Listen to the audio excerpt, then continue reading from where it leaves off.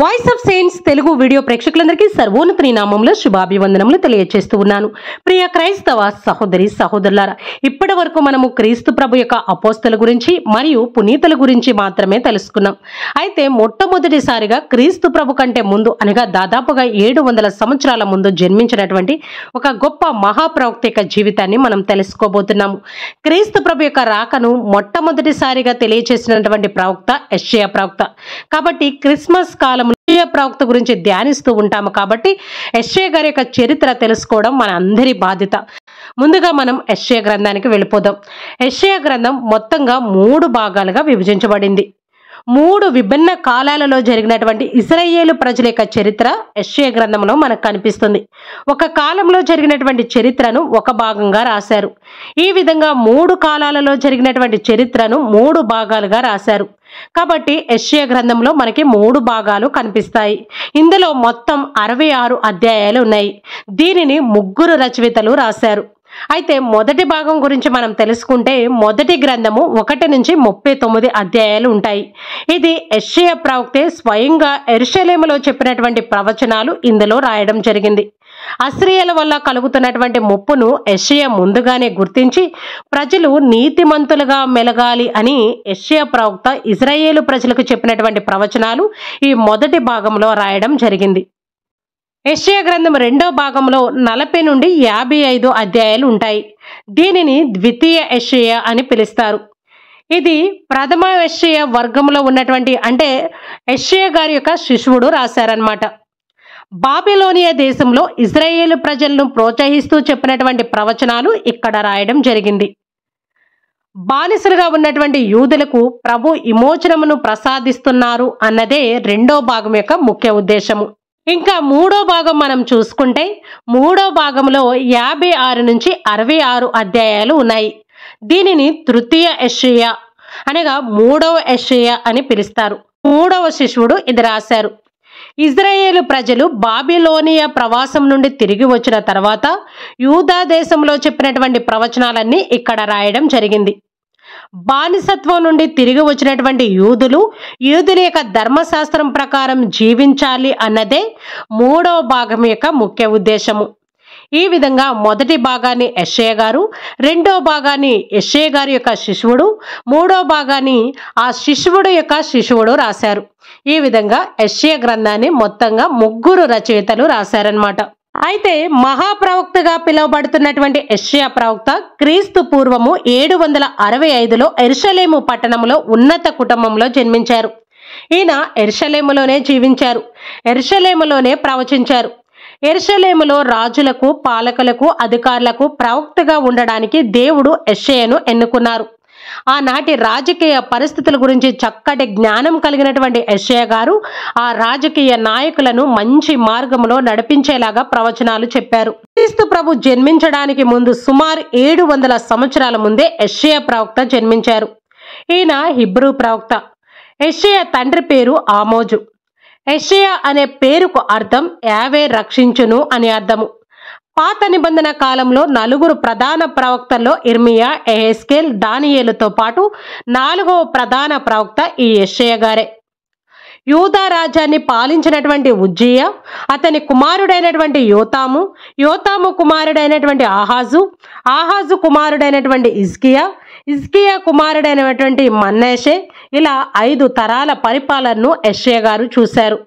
ఉజ్జియా రాజు మరణించిన తర్వాత యెషయా ప్రవక్త యెరూషలేము దేవాలయంలో పరలోక దర్శనాన్ని చూశారు. ఆ దర్శనంలో ప్రభు ఉన్నతమైనటువంటి సింహాసనంపై ఆసీనుడై ఉన్నారు. ఆయన అంకె అంచులు దేవాలయం పై వరకు వస్తూ ఉన్నవి. ఆయన పై భాగాన జ్వలిస్తున్నటువంటి దేవదూతలు నిలబడి ఉన్నారు. వారిలో ఒక్కొక్కరికి 6 రెక్కలు ఉన్నవి. వారు 2 రెక్కలతో వారి యొక్క ముఖాన్ని కప్పుకున్నారు, 2టితో కాళ్లను కప్పుకొని 2టితో ఎగురుతూ ఉన్నారు. సర్వశక్తిమంతుడైనటువంటి ప్రభు పవిత్రుడు పవిత్రుడు, లోకమంతయు ఆయన మహిమతో నిండి ఉంది అని గట్టిగా వారు పాడుతూ ఎగురుతూ ఉన్నారు. దేవుడు ఈ విధంగా తనను తాను యెషయా ప్రవక్తకు ప్రత్యక్షపరుచుకున్నాడు. అనగా యెషయా ప్రవక్తకు దేవుడు ఇలా కనిపించారు.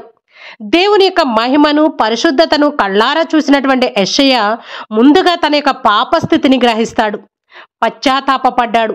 నేను పాపిని అని దేవుని ముందు ఒప్పుకున్నాడు. అప్పుడు ప్రభు అతన్ని అగ్నితో శుద్ధి చేస్తాడు. అగ్నితో శుద్ధి చేయబడినటువంటి యెషయాతో దేవుడు ఇలా చెప్తాడు, ఎంత ఇన్నను మీకు అర్థం కాదు, ఎంత చూసినను మీరు గ్రహించలేరు అని ప్రజలతో చెప్పమని యెషయాను దేవుడు ప్రజల మధ్యకి పంపిస్తాడు. యెషయా ఇమ్మాన్యుయేలు ప్రవచనముతో ప్రజల మధ్యకి వస్తాడు. యూదా రాజైనటువంటి ఆహాసు యావే దేవుని ఆరాధించడు. దానికి తోడు దేవుని దృష్టికి నీతివంతమైనటువంటి పనులు కూడా చేయడు. కాబట్టి దేవుడు అతన్ని సిరియా, ఇజ్రాయేలు రాజుల చేతికి అప్పగించాలి అనుకుంటాడు. అప్పటి సిరియా రాజైనటువంటి రేజీను, ఇజ్రాయేలు రాజైనటువంటి పెక్క, ఈ ఇద్దరు రాజులు యెరూషలేమును ముట్టడిస్తారు. దేవుడు కరుణామయుడు కాబట్టి వెంటనే కరిగిపోతాడు. ఆహాసు రాజును కాపాడాలి అనుకుంటాడు. యెషయా ప్రవక్తని పిలిచి ప్రవక్త ద్వారా తన సందేశాన్ని పంపిస్తాడు. నీవు జాగ్రత్తగా ఉండుము, భయపడకుము, నెమ్మదిగా ఉండుము, నిరుత్సాహం చెందకము అని దేవుడు తన సందేశాన్ని యెషయాకి చెప్పి ఆహాసు రాజు దగ్గరికి పంపిస్తాడు. అయినా కూడా ఆహాసు రాజు దేవుని యొక్క శక్తిపై నమ్మకాన్ని ఉంచుకోకుండా అసిరియా రాజు యొక్క సహాయం కోరి అసిరియా రాజుతో సంధి చేసుకుంటాడు. ఆహాసు రాజు దేవుని నుండి దూరం అవుతున్నాడు అని గ్రహించినటువంటి యెషయా అతన్ని దేవుని దగ్గరికి చేర్చడానికి, దేవుని పట్ల విశ్వాసం కలిగించడానికి శతవిధాల ప్రయత్నం చేస్తాడు. నీవు నీ దేవుడైనటువంటి ప్రభు నుండి ఏదైనా నీకు ఇష్టం వచ్చిన గుర్తును కోరుకో అని పలుకుతాడు. కానీ అప్పటికే అసిరియా రాజుతో సందు కుదుర్చుకున్నటువంటి ఆహాసు దేవునిపై ఆధారపడడానికి ఇష్టపడడు. నేను ఏ గుర్తును అడగను అంటాడు. అయినా కూడా దేవుడు అతనికి ఒక గుర్తును చూపిస్తాడు. కన్యక గర్భావతి అయినది, ఆమె కుమారుని కని అతనికి ఇమ్మాన్యుయేల్ అని పేరు పెట్టెను అని దేవుడు ఇమ్మాన్యుయేల్ గుర్తును కేవలం ఆహాసు రాజుకే కాకుండా ఎంతో కాలంగా మెస్సయ్య రాక కోసం ఎదురు చూస్తున్నటువంటి దావీదు వంశస్థులందరికీ కూడా రక్షణ, నిరీక్షణ కలిగించే అమూల్యమైనటువంటి వాక్యాన్ని, ప్రవచనాన్ని యెషయా ద్వారా దేవుడు 700 సంవత్సరాలకు ముందే తెలియచేస్తాడు. చరిత్రను నడిపించేది ప్రభువే కాబట్టి రాజులు అతని చేతిలో ఒక సాధన మాత్రులు మాత్రమే అని యెషయా ప్రవచిస్తూ ఉండేవాడు. ఇంకా సైన్య బలం పైన, సొంత బలం పైన, రాజకీయ బలం పైన ఆధారపడకుండా దేవుని శక్తిపై ఆధారపడాలి అని రాజులను యెషయా హెచ్చరిస్తూ ఉండేవాడు. యెషయా కాలంలో దేశం ఆర్థికంగా అభివృద్ధి చెందుతూ ఉన్నా కూడా చాలా మంది మాత్రమే, అనగా కొద్ది మంది మాత్రమే ధనవంతులుగా చలామణి అవుతూ ఉండేవారు. దేశంలో ఎక్కువ మంది పేదరికంలోనే మ్రగ్గుతూ ఉండేవారు. ధనికులు పేదల యొక్క భూములను ఆక్రమించుకుంటూ ఉండేవారు. ఆ పరిస్థితిలో ధనవంతుల యొక్క దోపిడీని ఖండిస్తూ వారికి ప్రతికూలంగా యెషయా ప్రవచిస్తూ ఉండేవాడు. పేదలను, బలహీనలను పీడించుట దేవుని యొక్క పవిత్రతకు వ్యతిరేకమైనది అంటూ సంఘములో జరిగే అవినీతిని, లంచగొండితనాన్ని గట్టిగా ప్రతిఘటిస్తూ ఉండేవాడు యెషయా. దేవుడు దావీదుకును అతని సంతతికి చేసిన వాగ్దానంపై దృష్టి పెట్టాలి అని యెషయా ప్రజలకు చెప్తూ ఉండేవారు. సలోమాను దేవాలయము, దావీదు సింహాసనము, దావీదు రాజ్యము, దావీదు నగరము నిరంతరము కొనసాగుతాయి. ప్రజల మనుగడ వెనుక దేవుని యొక్క అనంత శక్తి నిరంతరం నిలిచి ఉంటుంది. యెరూషలేము ఆయనకి సదా నివాస స్థలముగా ఉంటుంది అని యెషయా యెరూషలేము ప్రజలకు ప్రవచిస్తూ ఉండేవాడు. ఎంత వినినను అర్థం చేసుకోలేని వారికి, ఎంత చూసినను గ్రహించలేని కఠిన హృదయాలకు యెషయా బోధిస్తూ ఉండేవాడు. చివరికి వారు జీవితములు ఎండిన ముద్దలాగే మిగిలిపోయాయి. దేవుని మార్గాన్ని విడిచిపెట్టిన వారు ఎండిన మొద్దుతో సమానమని, ఆ మొద్దు ఇంకా ఎప్పటికీ ఫలించదు అని ప్రజల యొక్క ఆధ్యాత్మిక స్థితిని వారికి తెలియచేస్తూ వారిని హెచ్చరిస్తూ ఉండేవాడు యెషయా. మరోపక్క వారిలో ఒక చిన్న ఆశను, నిరీక్షను కలగచేస్తూ ఉండేవాడు. యెషయా 11:1 ప్రకారం మనం చూస్తే, ఈషాయి మొద్దు నుండి ఒక పిలక పుట్టెను, అతని ఏరుల నుండి ఒక కొమ్మ ఎదుగును. ప్రజల యొక్క మొండువారిన జీవితాలు చిగురింప చేయడానికి శాంతి కరుడైనటువంటి రాజు వస్తున్నాడనియు, శాంతికి నిలయమైన నవయుగం ప్రారంభిస్తాడనియు, అప్పుడు అన్ని జాతి ప్రజలు ఆనందముతో, శాంతితో జీవిస్తారని యెషయా ప్రవక్త ప్రవచించాడు. ఈ రాబోయే మెస్సేను గురించినటువంటి ప్రవచనము మొండు వారిన ప్రజల జీవితాలను చిగురింప చేసి వారిలో ఒక చిన్న ఆశను, నిరీక్షను కలగచేసింది. యెషయా ప్రజల మనిషి, ప్రజల కొరకు హృదయ భారం కలిగి జీవించేవాడు. ప్రజల పక్షాన దేవునికి మొర్రపెట్టే గొప్ప ప్రవక్తగా చరిత్రలో నిలిచిపోయాడు. ప్రజల యొక్క బాధ్యతను యెషయా తీసుకున్నాడు. ప్రజల కొరకు ప్రజలతో కలిసి ప్రభుని ప్రార్థిస్తూ ఉండేవాడు. దేవుడు మొదటిసారి యెషయాను పిలిచి అతనితో ఈ ప్రజలు పరివర్తన చెందరు, చికిత్సను బడయజాలరు అని చెప్పినప్పుడు ప్రభు ఇంకెన్నాళ్ళు ఇలా జరుగును అంటూ హృదయ భారముతో ప్రభుకి మొరపెట్టుకున్నాడు యెషయా. ప్రజలు ద్రోహబుద్ధితో దేవుణ్ణి విడిచిపెట్టినా కూడా వారి పక్షాన దేవునికి మొరపెడుతూనే ఉండేవాడు యెషయా. తన విజ్ఞాపన ప్రార్థన ద్వారా ప్రజల యొక్క పాపాలు దేవుడు తీసివేస్తాడు ఏమో అనే విశ్వాసముతో యెషయా ప్రార్థిస్తూనే ఉండేవాడు. అస్సిరియా రాజు అయినటువంటి సహీరీబు హిజ్కియా రాజుపై దండెత్తి వచ్చినప్పుడు ఆ రాజు పక్షాన ప్రార్థన చేసి భయపడవద్దు అని రాజుకు ధైర్యం చెప్పి ప్రోత్సహించాడు.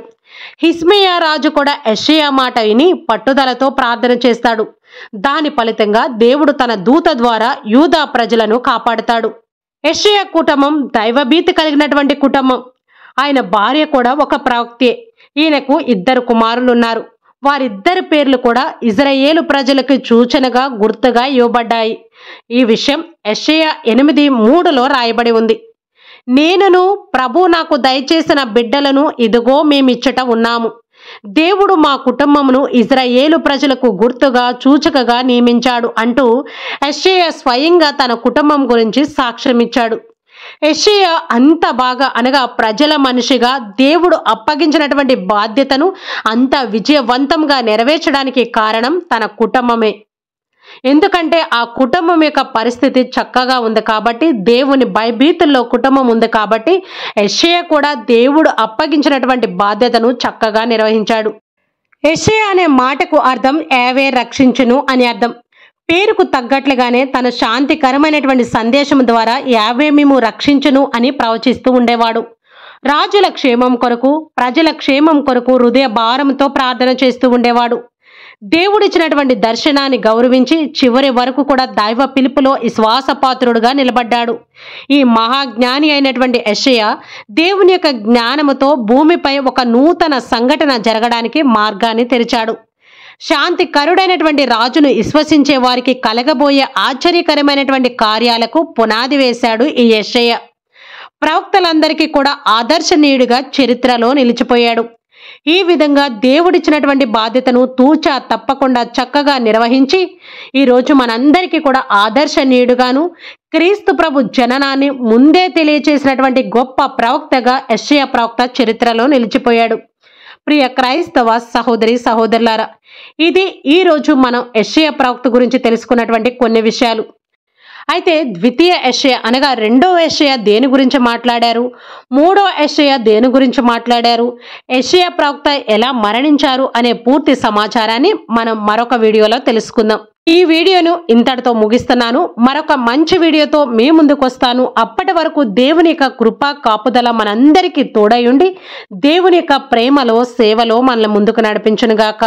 ఆమేన్. God bless you all.